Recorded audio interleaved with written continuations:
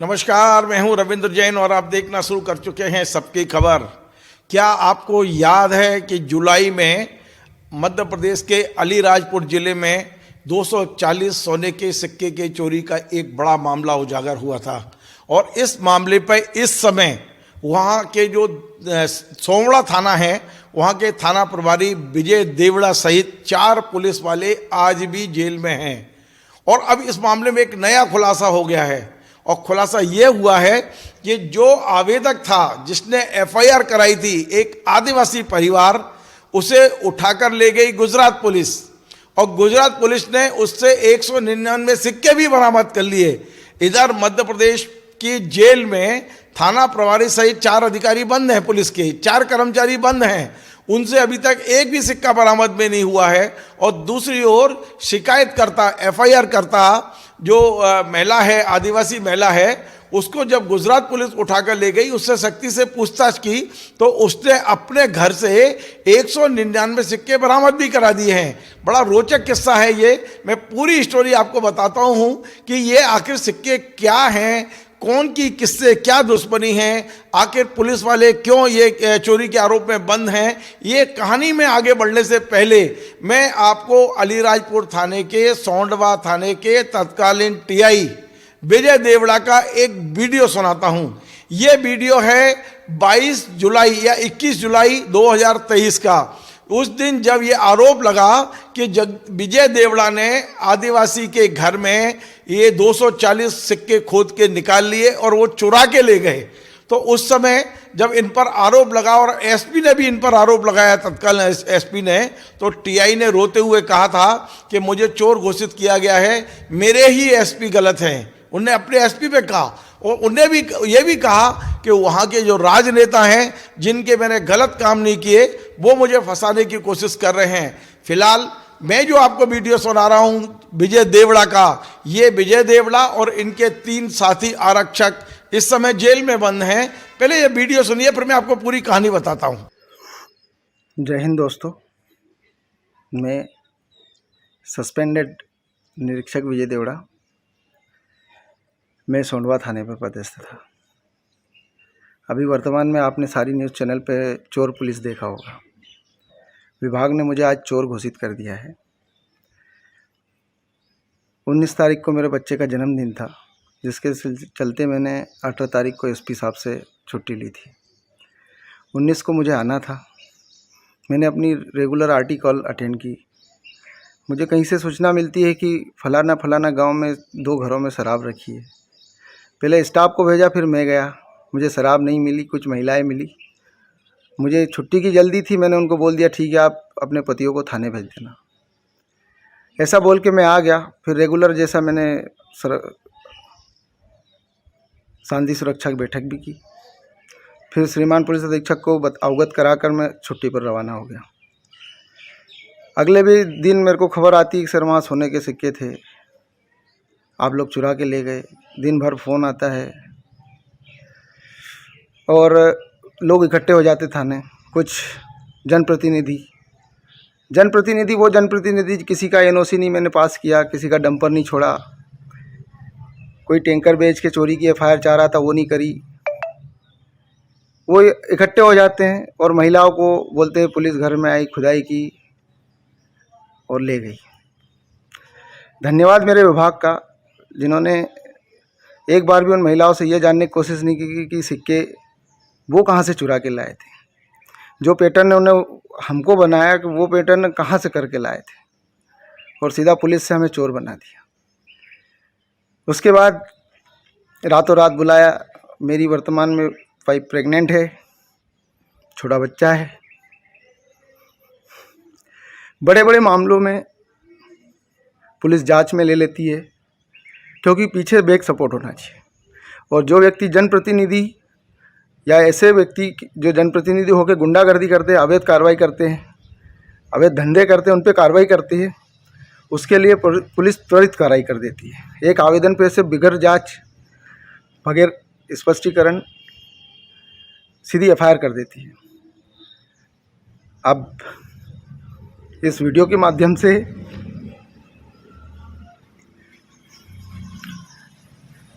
मैं सबसे निवेदन करना चाहता हूँ कि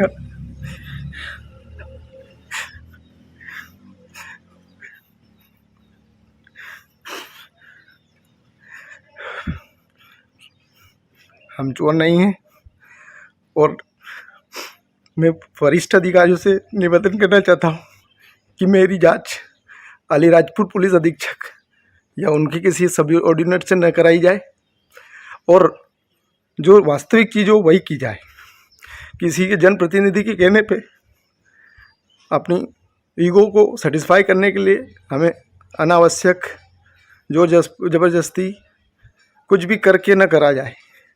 और मैं 12 साल से नौकरी कर रहा हूँ, तो मैं आपसे हाथ जोड़ के निवेदन करता हूँ, जब तक मैं चोर साबित ना हूँ मुझे चोर ना समझें। जय हिंद दोस्तों। तो आपने विजय देवड़ा जी का ये सुना वीडियो जो इन्होंने सोशल मीडिया पर वायरल किया था। इनका कहना था कि 18 जुलाई को मेरे बच्चे का जन्मदिन था, मेरी पत्नी प्रेग्नेंट है, उसको दूसरा बच्चा होने वाला है, 19 तारीख को मुझे वापस आना था। मुझे सूचना मिली कि थाना क्षेत्र के ही बेजड़ा उकला दड़गा गांव है, जिसको बेजड़ा उकला दगड़ा फलिया गांव, मतलब इसके 4 नाम है, एक तरह से चारों एक साथ लिए जाते हैं। दगड़ा फलिया गांव है, और इस गांव में अवैध शराब की सूचना मिली थी, जिस पर आरक्षक भी पहुंचे, बाद में टीआई भी पहुंचे, और वहां पर ये कहकर ये लोग वापस आ गए कि भाई उनकी जो पुरुष हैं आदिवासी परिवार के, उन्हें थाने पर भेज दिया जाए। ऐसा विजय का कहना है, जैसा आपने अभी सुना। लेकिन वहां एक और किस्सा ये हुआ है कि वहां के जो जनप्रतिनिधि हैं, उस समय शायद विधायक थे नागर सिंह चौहान, वहां के भारतीय जनता पार्टी के नेता हैं, उन्होंने पुलिस पर इस बात का दबाव डाला कि नहीं, ये सारे सिक्के जो चोरी हुए हैं वो विजय देवड़ा और 3 थाना प्रभारियों ने 3 आरक्षकों ने इसको चोरी किया है। मैं आपको एक छोटा सा वीडियो वो भी सुनवाता हूं, किस तरह नागर सिंह चौहान उस समय, आज नहीं, उस समय सभाएं कर करके पुलिस को गिरफ्तार करने की मांग करते थे, आरोप लगाते थे कि पुलिस वालों ने ये सिक्के चुराए हैं। मैं सुनाता हूं, लेकिन ये भी बता दूं कि यही नागर सिंह चौहान इस समय मध्य प्रदेश में कैबिनेट मंत्री बन चुके हैं, और इनके पास वन और पर्यावरण विभाग की जिम्मेदारी है। आज मैंने नागर सिंह चौहान से इस संबंध में बात भी की है, मैं आपको बताता हूं उन्होंने क्या कहा है। पहले ये सुन लीजिए कि किस तरह नागर सिंह चौहान वहां सभाएं करके कहते थे कि आदिवासी जो गुजरात में मजदूरी करने गए थे, वहां खुदाई में उन्हें सिक्के मिले, आदिवासी गरीब वो सिक्के लेकर आया, लेकिन मुखबिरी हुई और पुलिस वालों ने वो सिक्के लूट लिए हैं, इन पुलिस वालों को गिरफ्तार किया जाए, और गिरफ्तार किया भी गया। पहले सुन लीजिए कि नागर सिंह चौहान उस समय किस तरह पुलिस पर आरोप लगा रहे थे। जनता पार्टी के कार्यकर्ता बंधु, जिस प्रकार की यह घटना बेजड़ा के उबला दगड़े फले में हुई है, यह हम सबके लिए बहुत ही दुख का विषय है।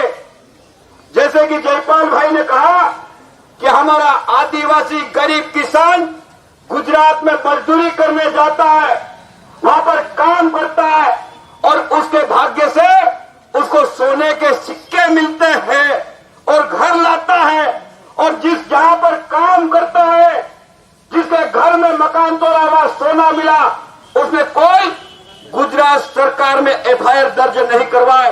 लेकिन यहाँ के कुछ जासूस लोग बेजड़ा के भी हो सकते, सोंडवा के भी हो सकते, और यहाँ पर सोंडवा थाने में आरक्षक राकेश डावर नाम का एक जासूस आरक्षक उसका पता लगाता है, प्लानिंग करता है, अधिकारी को बताता है, और लूट के लिए बेजड़ा की ओर जाता है। 11 बजे, 10:30 से 11 बजे के बीच में वहां पर हमारी बहनों को और भाई को वहां से भगाता है, और यहां पे कहता है हम दारू पकड़ने के लिए गए, पुलिस ने फोन लगाया और दारू पकड़ने के लिए टीआई जाता है।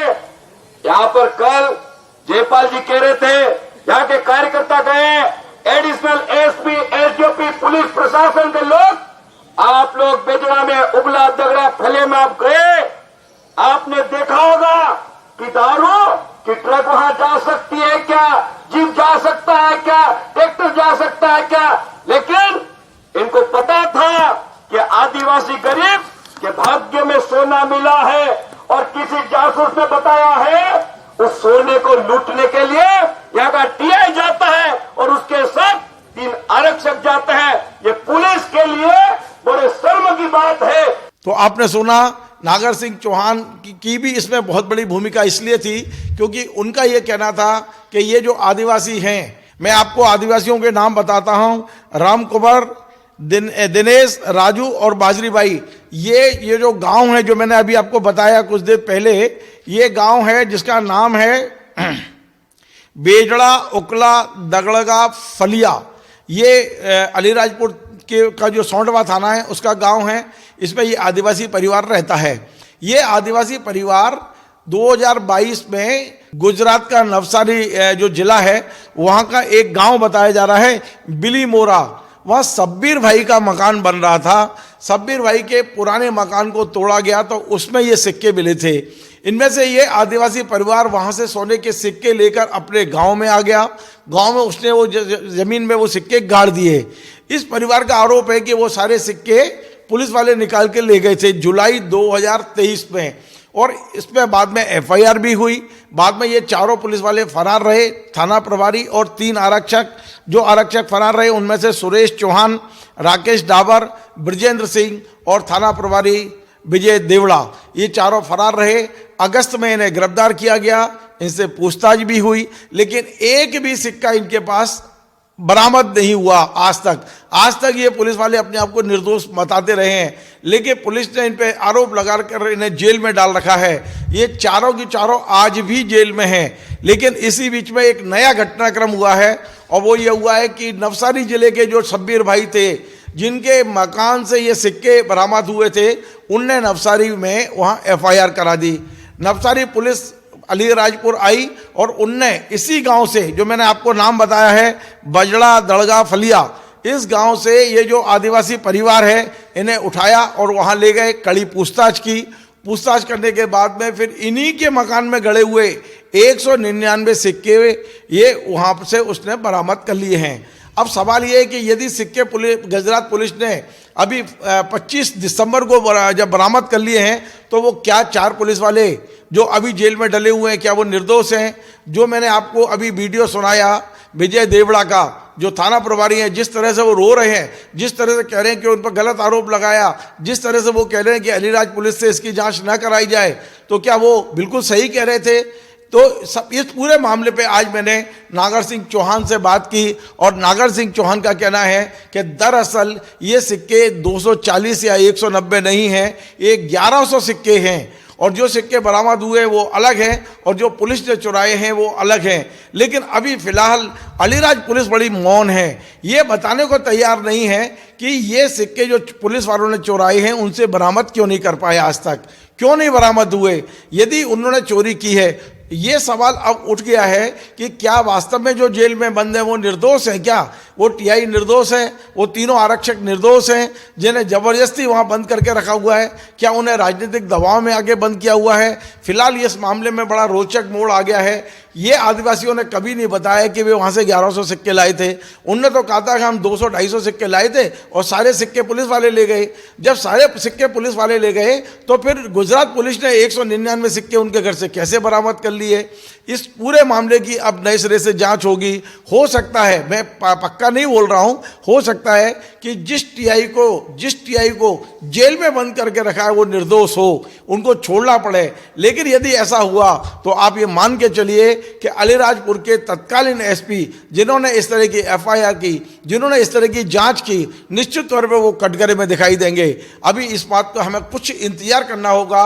वाकई ये पता लगने में थोड़ा टाइम लगेगा कि कितने सिक्के वो लोग लेकर आए थे, कितने सिक्के अभी तक बरामद हो गए हैं, क्या वास्तव में ये पुलिस वाले वहाँ से सिक्के चोरी करके लाए थे? क्योंकि जब वो 241 सिक्के की बात आई थी कि पुलिस वालों ने चोरी किया तो उसकी कीमत 7 करोड़ आपकी गई थी। अब उस समय से अभी तक सोने की कीमत बढ़ गई, 10 करोड़ के आसपास हो गया। और यदि ये 1100 सिक्के हैं तो आप ये मान के चलिए कि इसकी कीमत कम से कम 30 से 40 करोड़ रुपए होगी। आप अंदाजे क्या इतने सिक्के वहाँ थे? ये तमाम सारी चीज़ों की अब जांच के लिए हो सकता है कोई बड़ी एजेंसी को इंटरफेस करना पड़े, सीबीआई आए या कोई बड़ी जांच एजेंसी इसकी जांच करे तो क्लियर होगा कि वास्तव में क्या एक आदिवासी गरीब परिवार 1100 सिक्के वहाँ से उठा लाया जिसकी कीमत 25 से 30 करोड़ या 40 करोड़ तक होगी। क्या ये केवल 240 सिक्के थे या 1100 सिक्के थे? इसमें राजनीतिज्ञों की रुचि क्यों थी? इसमें वहाँ का जो एसपी हैं उस समय के, उन्होंने किस तरह की कार्रवाई की कि एक टीआई रोते रोते बोल रहा है कि मैं निर्दोष हूँ, उसकी पत्नी प्रेग्नेंट है और उसको जेल में डाल रखा है। इतने सारे सवाल खड़े हो गए हैं कि इसका जवाब अब कोई बड़ी जांच एजेंसी ही तलाश सकती है, हमारे बस की बात नहीं है। लेकिन फिलहाल इसके जवाब तलाशना बहुत ज़रूरी है, क्योंकि जो 4 पुलिस वाले जेल में हैं, निश्चित तौर पर यदि वे निर्दोष हैं तो निश्चित तौर पर इसकी जांच करना बहुत ज़रूरी है, और दूध का दूध और पानी का पानी होना भी बहुत ज़रूरी है। आपको हमारा ये कार्यक्रम पसंद आए, आप इसे शेयर करें, लाइक करें, कमेंट करें, और आपसे बार बार निवेदन है हमारे इस चैनल को सब्सक्राइब अवश्य करें। मैं एक और बता दूं कि इसी खबर पर हमने 22 जुलाई 2023 को एक समाचार बनाया था। मैं इसी खबर के साथ में उसकी लिंक भी पोस्ट कर रहा हूं ताकि आप देख सकें कि वास्तव में पूरी घटना क्या थी। नमस्कार।